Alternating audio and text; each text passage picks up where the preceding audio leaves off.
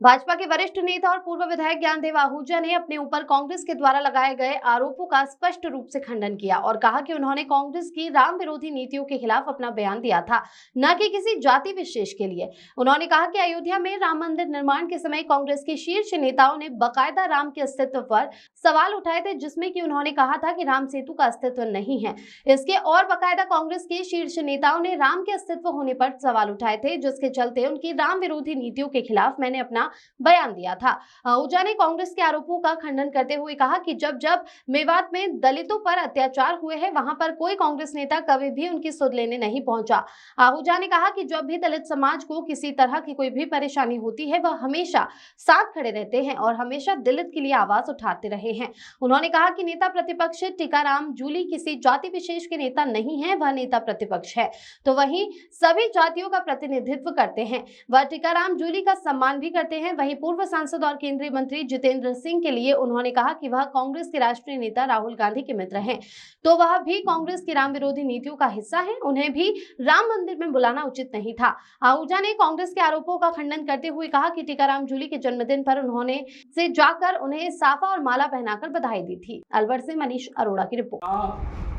भगवान श्री राम के मंदिर अपनाकर शालीमार अलवर में गंगाजल छिड़कना, यह कांग्रेस की जो दुष्ट नीति है, क्षुद्र नीति है, जो श्रीमती सोनिया गांधी ने भगवान श्री राम के अस्तित्व को नकारा और कहा राम एक कल्पना है, राम सेतु एक झूठी कल्पना है और राम जन्मभूमि पर भगवान श्री राम का जन्म हुआ, इसका सबूत दें।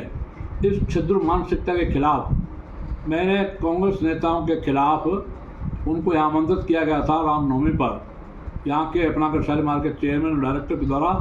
तो मैंने पूर्व में घोषणा की थी, वहाँ पर भंवर जितेंद्र सिंह जी, पूर्व केंद्रीय मंत्री जो राहुल गांधी जी के खास मित्र हैं और भी नेता जाने वाले थे, उसमें टीकाराम जूली भी थे।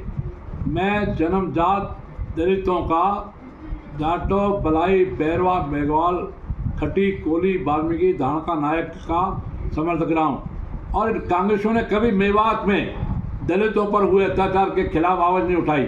मैंने दलितों की 27 लड़कियां, हिंदू लड़कियां जो अपहरण करके मेवात में ले गए, उनको निकलवाया।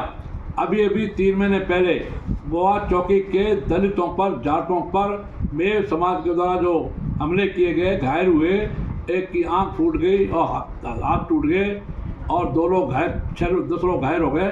उनके खिलाफ कोई दलित नेता नहीं गया, कोई कांग्रेस नेता नहीं गया। मैं उनके पास गया, ये उनके पास गए जो साइबर क्राइम करते हैं, ओलक्स में लूटते हैं मेरे समाज के लड़के, उस गांव में गए।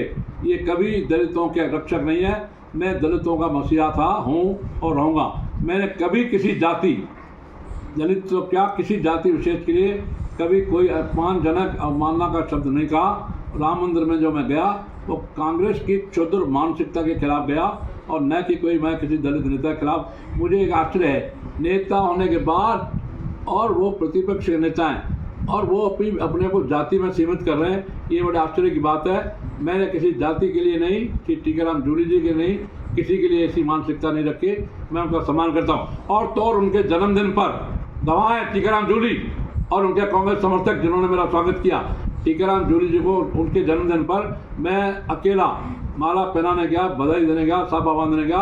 मुझे हमारे बाकी नेताओं ने कहा आपको वहाँ नहीं जाना चाहिए, लेकिन मैं गया। मैं सम्मानीय टीकाराम जूली का सम्मान करता हूँ और लेकिन कांग्रेस की क्षुद्र मानसिकता जो हिंदू विरोधी, सनातन विरोधी है, उस सनातन विरोधी, हिंदू विरोधी नीतियों के खिलाफ, कांग्रेस के खिलाफ मैं बोलता हूँ और बोलूँगा। मैं कभी दलितों का अपमान नहीं किया, न करूँगा। भारत माता की जय।